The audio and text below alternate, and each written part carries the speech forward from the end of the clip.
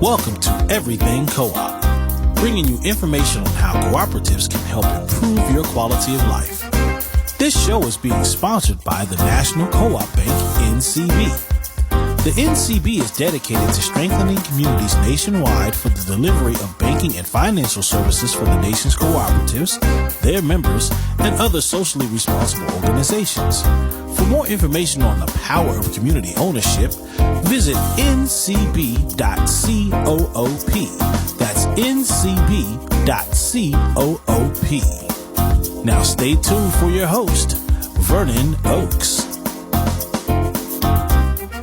Good morning, everybody. This is Vernon Oakes. Welcome to Everything Co-op this Thursday morning. This morning we have Damien Goodmon and Niki Okuk. They are in Los Angeles, and we're going to be talking about a project that they have going on. It's a relatively small project. It's 40 acres, a mall, and $1 billion. Billion, that's a B. The largest project I've ever talked about or even know anything about. So we're going to talk about this one today. Good morning, Niki and Damien. Good morning. Good morning. So, listen, we've been in this show now 7.5 years. I've never talked about a project this big. And 7.5 years ago, a gentleman from Senegal named Papa Sin, he said that co-ops solve community problems. If there's no community problems, then there's no need for a co-op. So the question I have for you, Niki, could you answer this one for me? What kinds of community problems are you trying to solve with this project? Well, I think the one that immediately comes to mind that probably mobilized the community the most is housing affordability. You know, the proposed developers of the mall were going to build luxury apartments, and it was going to be completely unaffordable to us and gentrify us out of our neighborhoods. But underlying to that, I think for decades, you know, the site has been underdeveloped, and we have had ongoing issues with, you know, not finding good work in the neighborhood, not being able to support our families, not having access to good and healthy foods and green spaces. So there's the very first one that brought everybody out, you know, was definitely about housing affordability, but we also want to build community wealth, and we want to control our jobs and own our local businesses. Okay, so you've got a housing, green spaces, hiring, your jobs, retail, creating wealth. Too often black folks have not been able to create wealth, and there's been redlining and where we cannot get housing and so forth to create the wealth. So that's all of these kinds of things you want to do with this project. That's phenomenal. Damien, why co-ops? Why do you think co-ops will help solve these community problems? Well, I mean, at first I want to push back a little bit on the idea that it only solves community problems, and if there are not community problems, then there's the implication that there's not a need for co-ops. Cooperatives are part of this solidarity economy that seeks to identify and challenge this racist, capitalist, imperialist enterprise that has exploited black people and marginalized people and working class people throughout the world over for as long as we all have been alive. And that time is coming to a reckoning, I think we see, unfortunately, through this COVID-19 crisis as we're beginning to experience just how vulnerable we are.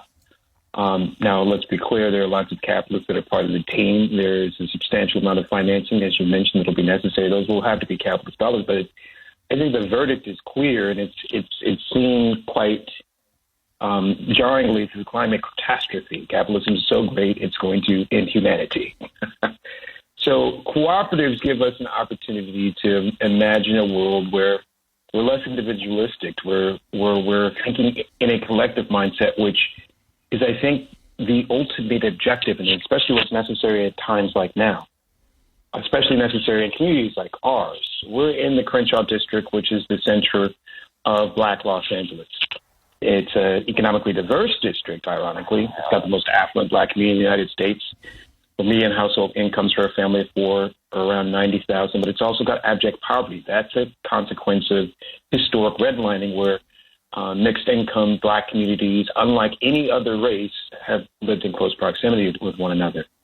So how do we use this collective energy. We've got a lot of professionals that live within this community, but we have also a lot of people who are suffering to build collective wealth, not individual wealth, but collective community wealth, and share in the decision-making. One of the key elements of Downtown Crenshaw Rising is that we have membership, and we had our whole conversation. We said $5. Why so little? We want people who are houseless to be in the same conversations that live in the Crenshaw community as people who are CEOs and doctors and lawyers. We want renters and landowners, merchants and property owners, nonprofit, faith institutions, everyone who holds this community down, which we broadly define as community, the Black community of Los Angeles, involved and integrated in this conversation and at a table talking about our collective emancipation, our collective improvement. Got it. And you've just mentioned what I call the 5 pandemics that we're going through right now. That's racism. George Floyd uncovered that, showed it, and made it visible. And I think because of COVID-19, people were at home. That's the second one, and they could see it. White folks could see it, which it had not before. Then you talked about climate change as a third pandemic we're going through. And the other one is the economy, the negative economy brought on by COVID and climate change and the fires, particularly out here in the West Coast, California, Washington State, Oregon. And the fifth one is stupidity.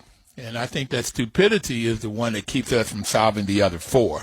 And that's been shown huge, particularly what happened January 6th at the Capitol and the lies and everything that goes on and white supremacy and all that white nationalism stuff that really keeps us down. So you've just lit all of those kinds of things that have kept us down, Black folks, you are addressing in this $1 billion deal. Okay. Where are you now in sort of getting this started? Where is this project now? Damien. Well, I think there's a couple pieces, both where are we now and then how did we get here? And I'm going to try and very briefly talk about how we got here.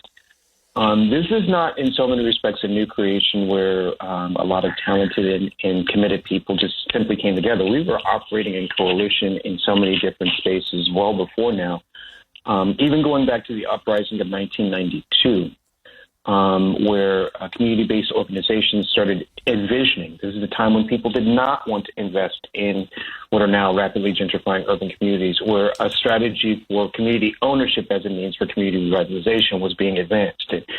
Community land trust and preferred shares for workers. These are conversations that have been taking place in the Crenshaw community almost as long as I've been alive, and probably longer than I've been alive, going back to the 60s movement, and many of the Black Power radicals and those that have advanced thinking about self-determination and cooperative economics in America live and have institutions within the Crenshaw district.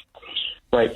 So this, I think, in so many respects, has been the culmination. It provided an opportunity for us to bring it all together, focus in, and dedicate us to something that is big and monumental but necessary. Right. This is the most iconic and significant commercial asset in all of Black Los Angeles at the intersection of Crenshaw and King Boulevard, Martin Luther King Boulevard. And so where we are is bringing together that talent, that thought energy, that community activism, that technical expertise to continue to craft a community-driven vision for this amazing 43-acre site, just a little over 40 acres, while at the same time engage in the organizing, the education, to getting people to understand the formal terminology, right? And I like to say a lot of people are operating in cooperative businesses right now, and they don't know it. Let's get them to understand that and understand these principles and get a little bit more integrated into the broader cooperative effort. A lot of people are engaging in collectivism, and you hear it in the term Black Wall Street. I have issues with that. Wall Street was never good to Black people. But nonetheless, we begin with where people are, right? People have been advancing that desire to have that collective economy, right? And so let's talk about what that really means and how that can really translate into economic empowerment for Black people, right? So that education, that organizing process is critical.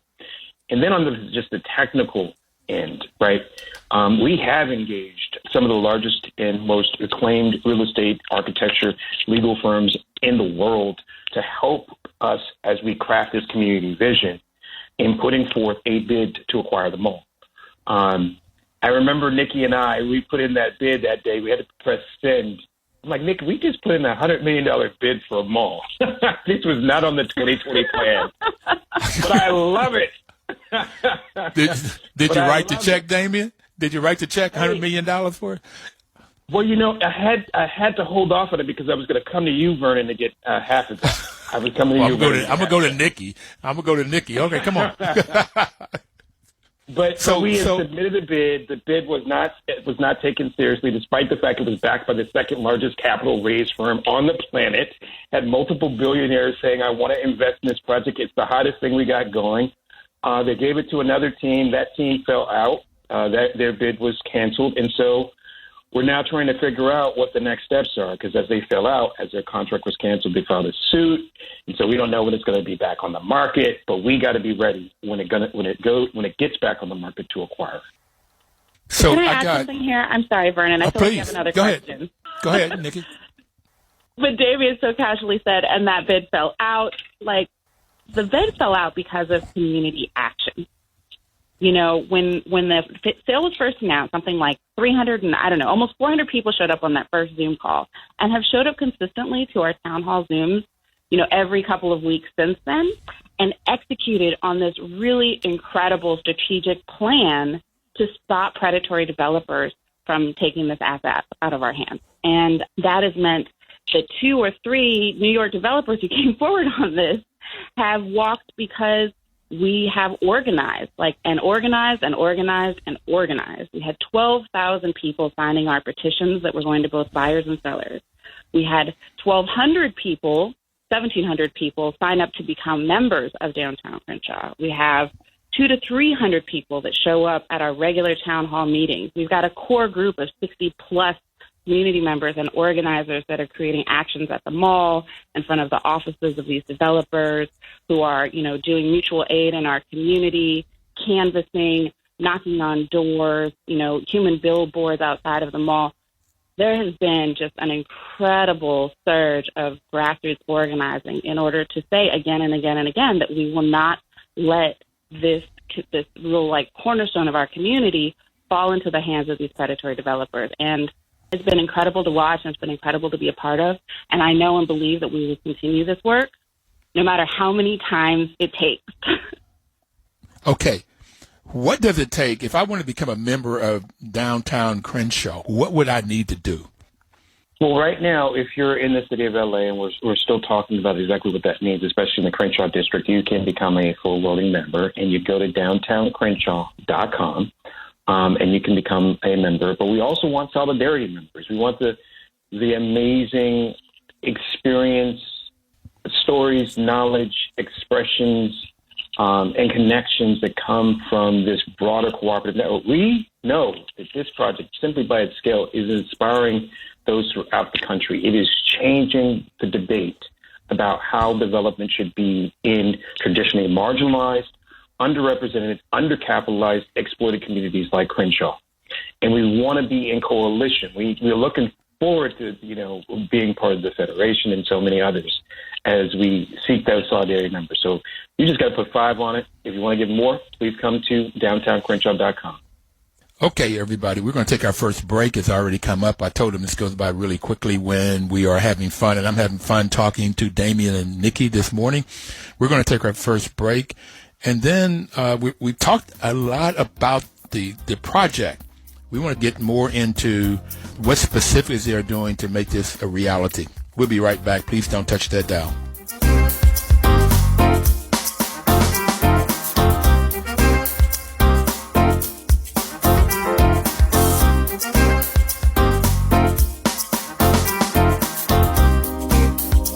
Your news talk station.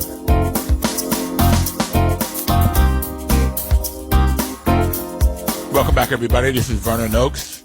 The program is Everything Cooperative. Information is power, and we have Damien Goodmon and Niki Okuk on the line with us this morning from Los Angeles, and they are talking about Downtown Crenshaw. They're talking about a property that's 43 acres. That's approximately 43 football fields, to give you an idea of how big it is, in Los Angeles.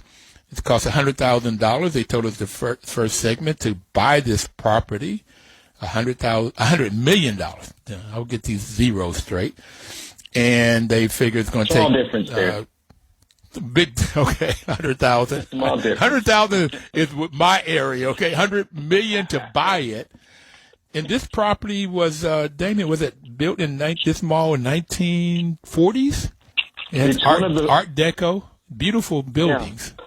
Well, you've got several. I mean, the mall has been both the source of hope and frustrations for the Crenshaw community since it's been majority black in the 1960s. After the Watts Rebellion was the white flight, and with it went Capitol, obviously, which I'm sure you've talked about that. We all know about that. And the original structure, though, when this was, and those covenants still, if people look at their deeds, they'll see them. When this is a white community, the original structure was one of the first indoor shopping centers in America.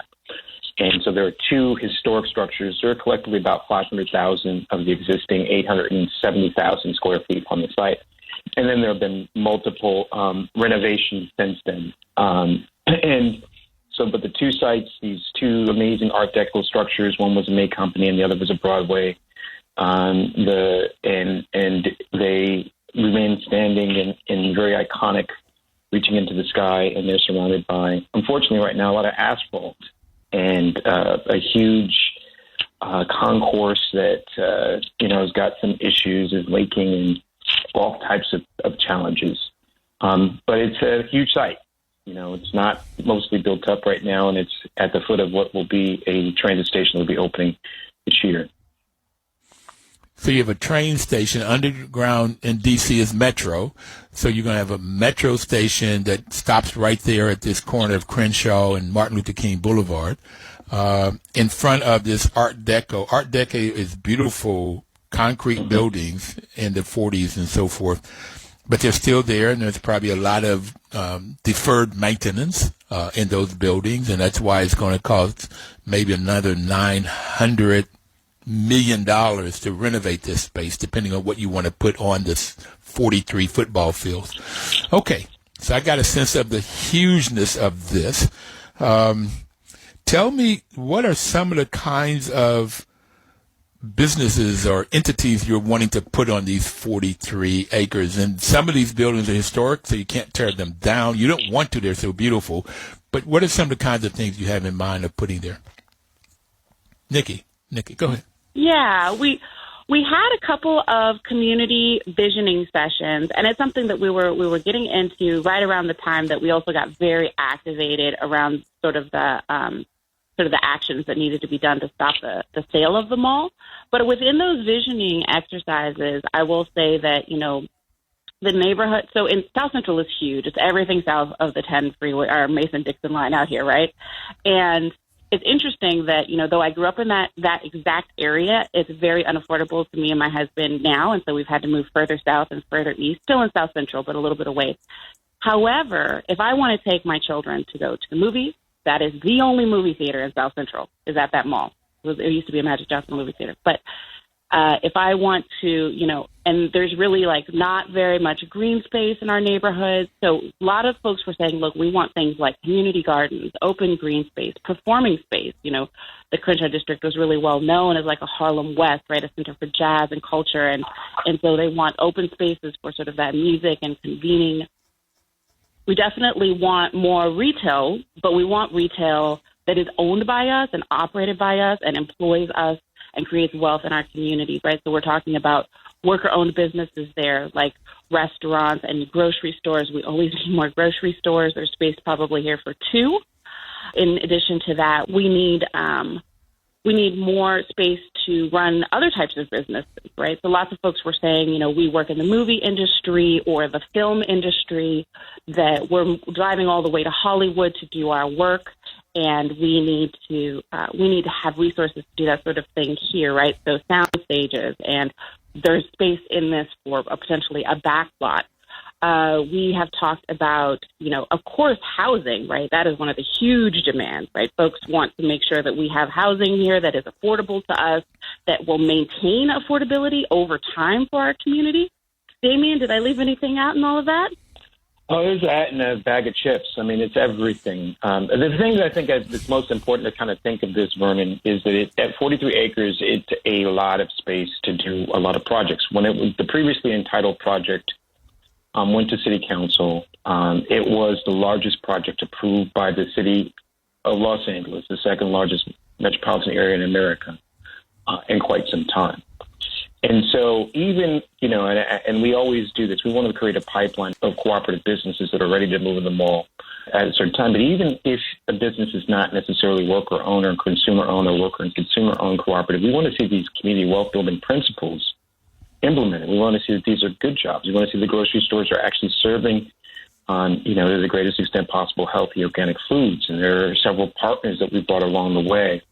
And I think the other thing is to recognize, I talked about, we actually call it the tale of two Crenshaws, but it's the economic diversity that exists within the Crenshaw community. Yeah, there are people that live that are in the Hollywood industry that drive to their businesses and create tax creation and job opportunities far away from Crenshaw. There are just generally executives that live in this community who go to Marina Del Rey and Hollywood and downtown and Beverly Hills and even just Culver City, which is down the hill the other way. We know that there is a nexus, right? There are a nexus of businesses that would love to congregate in what could be, a black hub, a black cultural hub, but also a black commerce hub, one that also serves the immediate needs of this community, the educational needs, the healthcare needs, and is forward-thinking and looking toward what the 21st century economy is. What are the growth industries, right? How do we integrate into a changing environment where the skill sets will need to be altered? I mean, the goal, if I will, just to close with this, Vernon, if you want to understand my personal motivation when it comes to enterprises within the mall, I'm looking more at the people who have the records or don't have records and simply have not been given the economic opportunity. They're living in the apartment. I'm sorry, when you say records, you're talking about previously incarcerated people? Formerly records, those records. Okay, right. Go ahead. All right. That have the records or simply for some reason have been denied economic opportunity, right? Who make up a significant portion of those that are in the rental community to the immediate west of the mall known as Baldwin Village, also known as the Jungle, where the median household income for a family of four does not exceed $25,000. I said a family of four living on $25,000 per year. My goal, if you want to understand my motivation, is to see that we're bringing in industry, we're having businesses operate with those persons can become stable. And if we can bring together the amazing talent, experience, and entrepreneurial spirit and knowledge, right, about how to really lead to some stability in our community, you can put that on the tombstone. I'll be happy. Well, your tombstone is about 100 years from now, so you'll be able to see a whole bunch between now and then. So I'm trying to get my arms around this number you just said to me, $25,000 per a family of four in Los Angeles. That's like they working poor, and maybe that might be two jobs. So William Barber and the Poor People's Campaign, this is a group of people that he's been talking about, $25,000 a year, and there's about 2,000. That's $12 an hour if it's one person working, and $6 an hour if it's two people working, or $6 or $7 an hour. So, yeah. And understand, right? This is literally why when people are forced out, they've got to move 60 miles away from this area, right? They're holding on to these rent-controlled apartments, or rent-stabilized, not formal rent-control, but rent-stabilized apartments. This is all they can afford. They're crowding, right? And these are apartments that, I'm not exaggerating, 10 years ago, you get a two-bedroom for $900. Now they're going for $2,100, right? I mean, so We're literally fighting for there to be black people in Los Angeles' future, right? And they are poor, so poor they can't afford the R, right? But here's the crazy part, right? Even with the most affluent black community in the United States, even with the stable middle class that makes up some of the homeownership that is Leimert Park, overall for this community within a 2-mile radius, the median household income for a family of four is less than $42,000, right? So we're talking about massive challenges. we got to stop there. You got two groups of people. I got that. And 25,000 or 90,000 is the two groups of people. When we come back from our second break, if you don't know how many people are in those two categories, how many black people are in the 25K, how many black people is in the 90K to give you an average of 42K, I'd appreciate that. And then we're going to talk more about how you finance this $1 billion. How do you get that kind of money together? We'll be right back.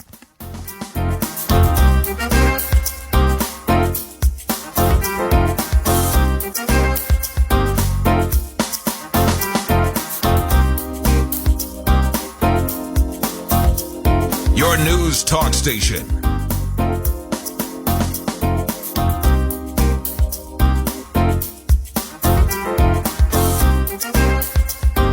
Welcome back, everybody. This is Vernon Oakes, and the program is Everything Cooperative.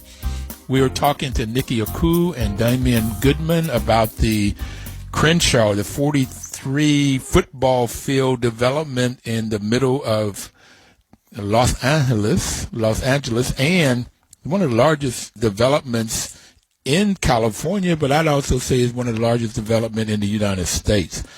It is the largest development in the United States where black folks are involved and may take the leadership role in it, and that's what they're trying to do. But we have a guest right now, Mr. John Hoseclaw, who's the Senior Vice President at the National Cooperative Bank. Good morning, John. Good morning, Vernon. Good morning, Niki and Damien. How are you doing today? So good to hear you, John. Thank you. So John's a good brother that works for the National Co-op Bank. John, tell us how you all might be involved in this project in some way, the bank. Well, I'm gonna say this first and foremost. I mean, obviously, we're big fans of the show as sponsors, and as someone who is a self-confessed cooperative and community economic development nerd, the things that Niki and Damien are saying this morning are really music to my, not ears, but to my soul in regards to what they're trying to do out in the Crenshaw neighborhood. You know, I applaud you for the leadership and the amount of energy that you're putting into this. But it really boils down to me that this is basically comprehensive cooperative and community development work that they're doing. And so, you know, as many people know, the National Cooperative Bank does have an uncommon mandate to work at low and moderate income communities or whatnot. And it's something that we're very serious about, and it's become a large part of the DNA of the organization. And the bulk of my work, you know, is in community development finance. And I'll say this is that, you know, we've been in talks with Niki and Damien in hopes of somehow having an opportunity to work on some components of this, be it the cooperative piece or being a part of, you know, in a perfect world of a multi-stack deal. You know, we got some more work to do internally to see how we fit into the entire project, but it's something that we're tracking and something that it's on my radar screen. I know we've had a couple calls and we've exchanged some information, but again, it's just an example of the kind of things that we want to work on as an organization. We can't always do every deal. I mean, we are a bank, but at the same time, to be able to give them consideration is something that I take personally and whatnot. So I just wanted to applaud you, Vernon, for having Niki and Damien on, and for you coming on and telling a story. I would definitely ask Pat for the podcast of this so I can distribute it accordingly. So we'll stay in touch. But I didn't really have a question. I just wanted to applaud and make the statement about everything that you're doing. As well, also, too, lastly, you know, I am the board chair of the National CDFI Coalition. And so if I can leverage any contacts in the coalition as well to help the project moving forward, please feel free to reach out to me, and let's just keep the conversations going, Niki and Damien. Just real quickly, you just mentioned Pat Thornton, who is the producer of the radio show, and she will get this out to people. Anybody wants it, you can, in about a week, you can go on everything.coop and listen to this show again or send it out to people. We would like to get it out. This is exciting stuff. Damien or Niki, you have any questions for John? No, I've just appreciated, John, your openness, willingness, and this solidarity in trying to help us figure out this beast, and having your support and your leadership on so many fronts in moving it through National Cooperative Bank and having conversations about other ways in which you might be helpful. This is a major endeavor undertaking, and having mission-aligned, value-aligned partners will make everything that we're doing here. And I know the community, this is actually, I think, the first time we've actually revealed any potential financial partner in the mall. So, Vernon, you got the you got the scoop. We're really very coy, very, very coy. I know when this gets out, the community will be elated to know that both National Cooperative Bank and you specifically, John, are looking at it.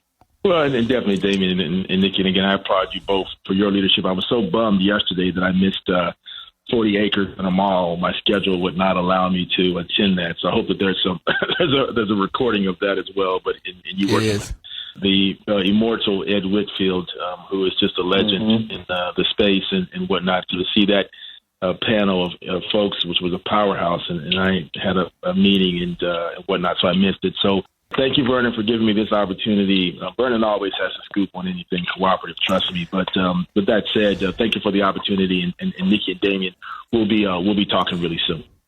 Well, I have one question for you, John, before you hang up. You're from North Carolina, so is Ed Whitfield, and y'all have a lot going on at Black folk in North Carolina. So I don't know why you just don't write the $1 billion check. At least you can do the $100 million check there so they can own it. As was once said in a Spike Lee movie, Vernon, I am 30 cents away from a quarter, so I may not be the person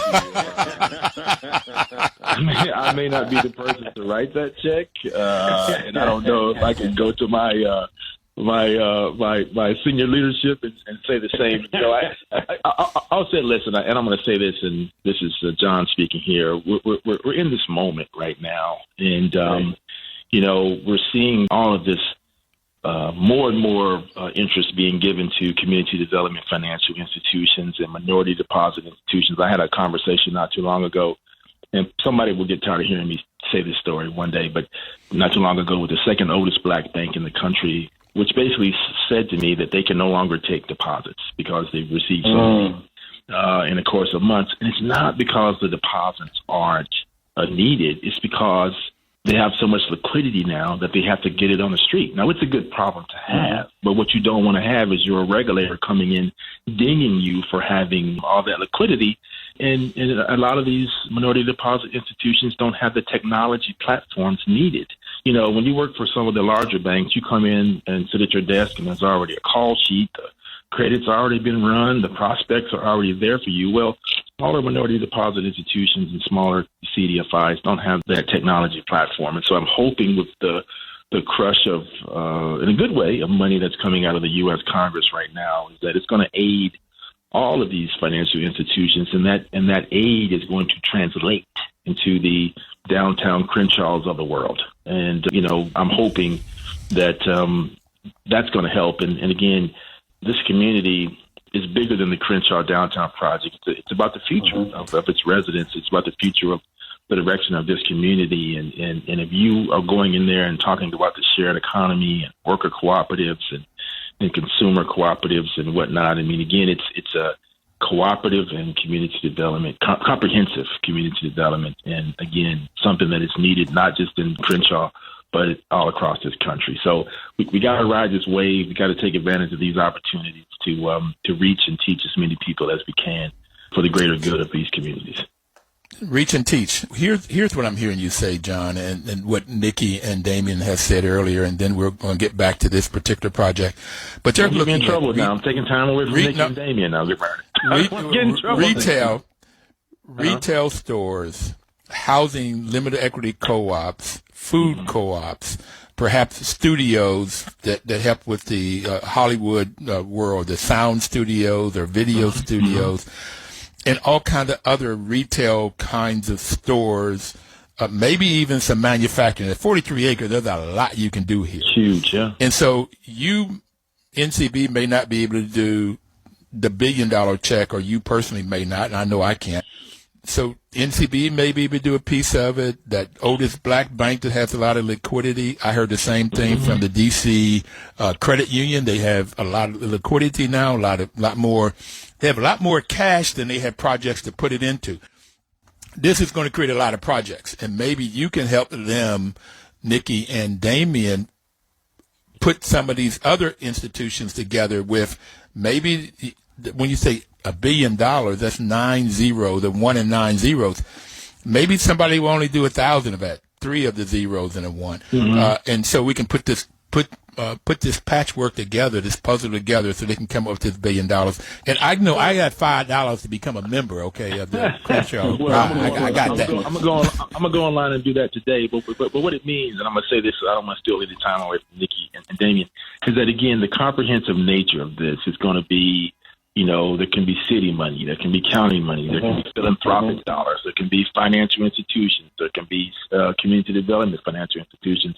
One of the largest black banks in the country now is a consortium between Citibank in DC and there you go, and the bank in California. And so again, it's while people say it takes a village to raise a child, in many cases it takes a financial village to bring a package like this to fruition. And so if you can't, do every part of it, you have to find the part that is, most palatable to you, to be a part of some of these multi-stack deals, using tax credits, using grants, using funds. And so with Niki and Damien at the helm, I feel like, and with the community backing them, I feel like, they have the expertise to see all of this, and make all of this come together. And what's most important for us to do is for us to leverage all of these relationships that we have to get them in front of them so they can tell the story. It's not making a pitch. It's about telling the story. And so that's what we have to do from this point forward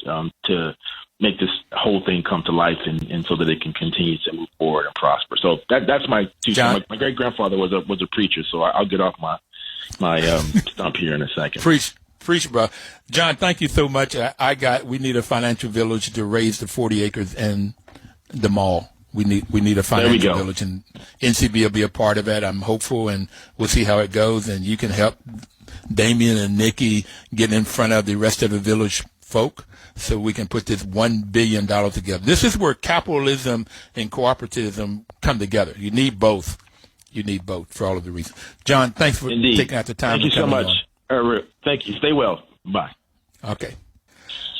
So I got that you can go to Crenshaw Rising. DowntownCrenshaw.com. Okay. And I did go there, downtowncrenshaw.com. And it says sign a petition, the vision, joint the effort, a survey. You can get involved by going to Downtown Crenshaw, CRENSHAW.com, and get involved. And if you allow me to, I will become a member. Do you have a place where I could make a donation? My normal donation is somewhere between $100 and $500. Is not a whole lot to this $1 billion thing. It's a 1 and 2 zeros. You need a 1 and 9 zeros. But I assume every piece will help. So is there a place on here? We greatly appreciate it. Yeah. So when you go ahead and sign up for membership, you can make a contribution of any size. And that is a charitable contribution. Our fiscal sponsors with the Working World and the Seed Commons.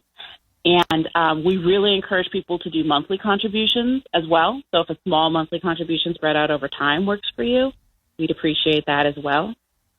We are also at this time accepting sort of larger grant and foundation dollars, right, to really fund the work that it takes on the ground to continue education and cooperative development in our community and the staff that we need to make this organization sustainable over the long haul while we work to bring in our capital partners on the project. I'd like to continue on that thread, but I'll leave it to your question.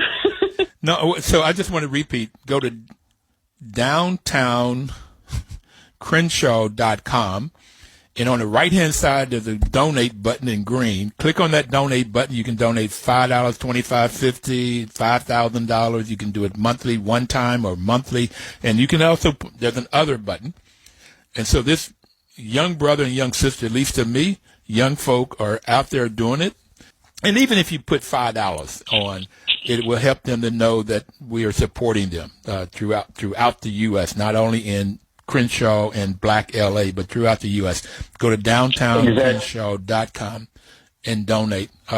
They would appreciate it and help them to get started, not only with the money. It could be small amounts of money, and that's how we've made it in the past, whether it's creating a church or creating historically black colleges. We come together and we share what little we have. It may be crumbs, but we can put them together and come up with a loaf of bread. We'll be right back. Please don't touch that dial.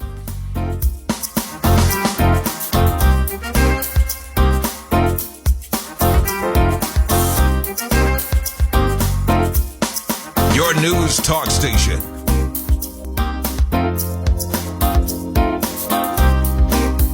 Information is power.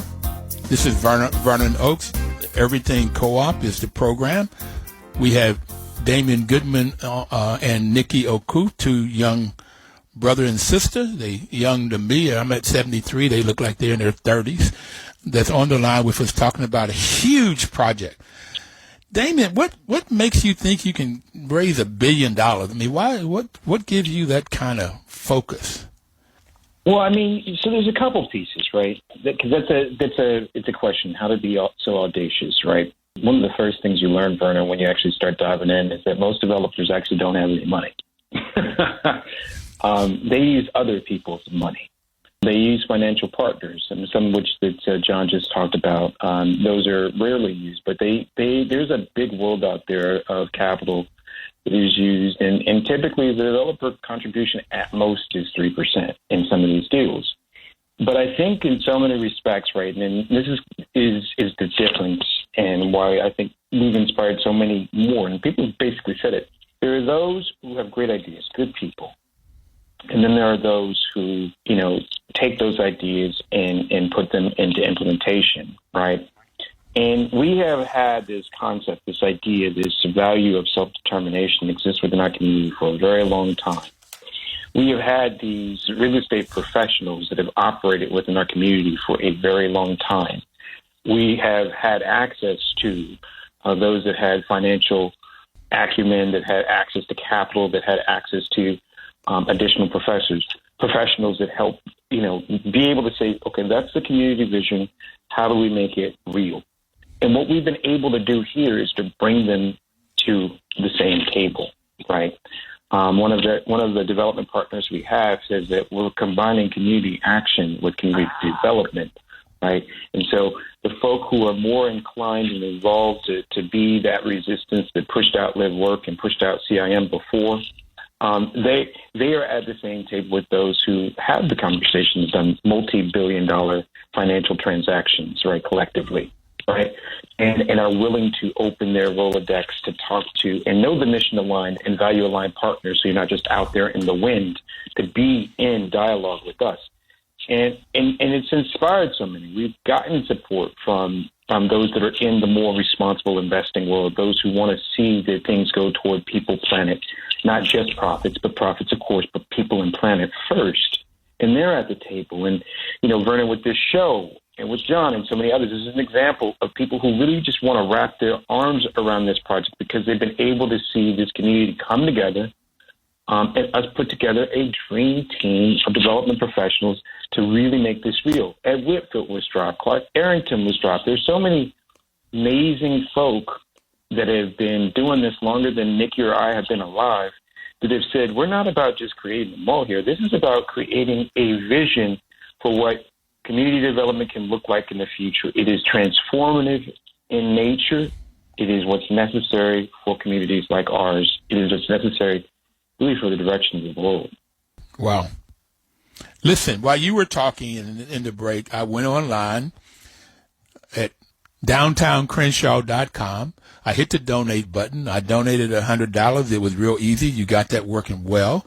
Thank you, brother. And I'd encourage everybody out there listening and call your friends. I try to hook it up. We'll tweet this out. We will put it on Facebook and Instagram to get as many people as we can to support you guys. I really like what you're doing. I like what you're wanting to do and the reasons that you're doing it. And so want to support you any way you can. And what you were talking about, you need capitalists. You need the capital in order to do it. I mean, that's $1 billion. And we have not, in our black community, have not been able to raise that kind of money. You can't come to me or John or you don't have it or your parents don't have it, because in the black community, average wealth for a family is $17,000, where the average wealth in a white family is $171,000. So we haven't been able to create that wealth. As soon as we get it, like on Black Wall Street, they will come and blow it up or take it away. But that's what you were talking about, which I really want to focus on, is that co-ops are concerned about people first, planet second, and profit third. Where capitalistic businesses, they have 3 Ps too that they're concerned with. We're concerned with people, planet, and profit. They're concerned with profit, and profit. And therefore, that leads them to different types of decisions and greed and taking over. And Niki's talked about predatory lenders, developers originally. And they'll come in and take you, your mama, your daddy, and everybody else, and they don't care about the people. They don't care about the planet. They're only concerned about profit. Too often, that's what happens. Well, Vernon, so I Niki, want to make clear, go ahead. This is not charity. I mean, we are taking charitable donations, and we want foundations to be part of the capital stack so that we can bring more community benefits. But this is something that will generate a level of profit. It's just, who is it for? Is it for the people? Is it so that we can have a clean green project and build a green grid that transition us to a green economy, right? And Niki, I just want to get you in because, Vernon, the membership is both. First off, those dollars are about building a base, building a network, organizing, right? And it goes toward outreach and things of that nature. But it also entitles you to become a purchaser of shares when that is made available, so that you can participate in that project and process. And Niki's been running the community investment piece. You want to talk about it, Niki? Well, Niki, I want you to say that, but profit is extremely important. I got it. You must have the profit in order to sustain yourself. You have to have more money coming in and going out. That's number one in the MBA program. The question is that your main reason for being in existence? And you've just said earlier, no, we're about people first, and then the planet second, and then profit. Profit is important. That's not the main thing. Niki, I do want you to talk about this, and particularly as it relates to Grandma Mafia. Talk to us about that. Yeah, so I guess our cooperative listeners would probably be interested in sort of what are some of the structures that we have for community engagement and accountability. And so out of those hundreds of people that participate in meetings, some of them have self-selected to join sort of a variety of committees, right? We've got our Community Investment Fund Committee, right, which is evaluating how locals can invest in the mall, and also how we can accept sort of solidarity investments from outside of our immediate community. We've got an action committee, which is headed up by our grandmamas of Crenshaw. They've been incredible in advocating for this work, and really getting out in front of our politicians, our local elected officials, and letting them know that, this is an effort that is deeply seated in our community over multiple generations, that we have a vested interest in protecting our elders and nurturing the next generation of youth. But to the community investment fund part, I think the grandmamas can also chime in, because from the very first meeting, I remember the very first meeting, somebody was like, $100 million for the mall, huh? Well, I got some equity in this little duplex I got. Where do I mail the check? And I was like, wow. We have community members who are like ready right now to invest their hard-earned dollars, like you mentioned, that there are not that many of, into this project. That's how much they want this mall. It's not the mall, right? It's the 40 acres. It's our 40 acres. And yes. And to that end, I immediately said, don't mail a check in, please. And I called Clark Erickson with the Working World and said, how do we structure a direct public offering? So that is really what our community investment group has been working on, sort of evaluating, like, what do we want this fund to look like? How do we want it to operate and be governed? Who do we want to allow to invest? And how do we waterfall the returns in a way that really uplifts our community and prioritizes the wealth of those who are risking the most, right? Like, it's a big risk for a low-income Black family in South LA to put a few $1,000s into a project like this.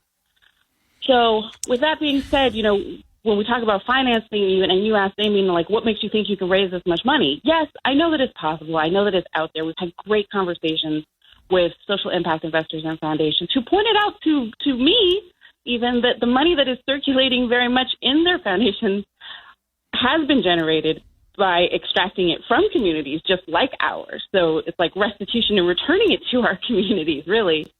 But what really made me believe that it was possible were folks like that, where these grandmas that were getting on calls and saying, where do I mail my check?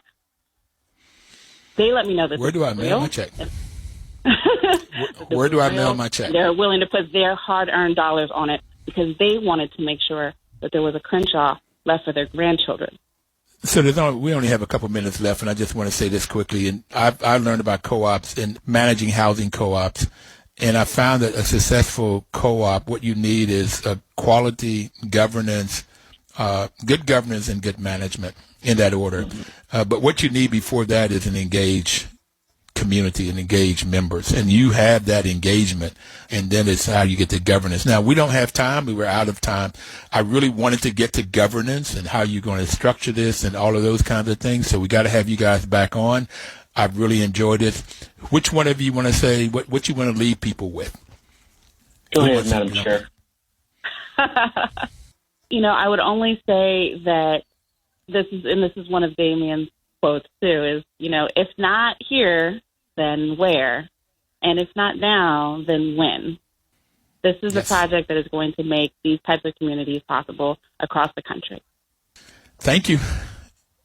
It's now. It is us. We have to do it. You have to do it. I'm saying Black community. We have to come together and do this project and projects all through the U.S.